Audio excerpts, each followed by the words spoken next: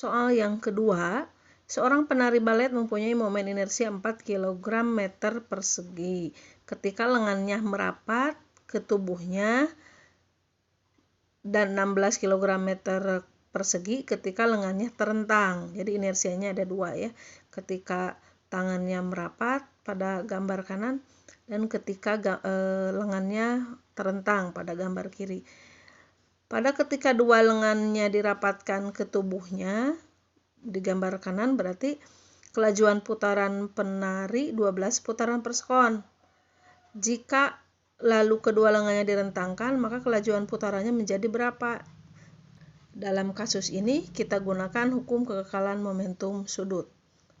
Misalkan yang di sebelah ketika terentang itu di kiri terentang dan kanan kondisi 2 gitu ya. Kondisi 2 ketika tangannya menekuk. Ini ketika kiri kanan. Kita pecah menjadi 2. Maka data satu per satu. Tadi momen inersianya ketika terentang berbeda dengan ada I1 dan ada I2. Nah, ketika I2 ketika tangannya merapat, katanya inersianya di sini adalah 4 kg meter persegi. Sedangkan ketika terentang, momen inersianya 16 kg meter persegi. Nah, kemudian ketika kedua lengan dirapatkan ke tubuhnya, berarti pada kondisi ini momentum sudutnya adalah 12 putaran per sekon. Kita ubah, kita tahu bahwa satu putaran itu sama dengan 2 pi rad.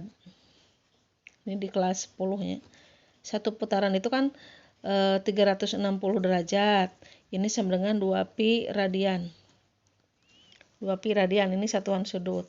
Nah, maka nanti ini menjadi 12 kali 2 pi rad per sekon atau 24 pi rad per sekon. Ini adalah kecepatan sudut 2.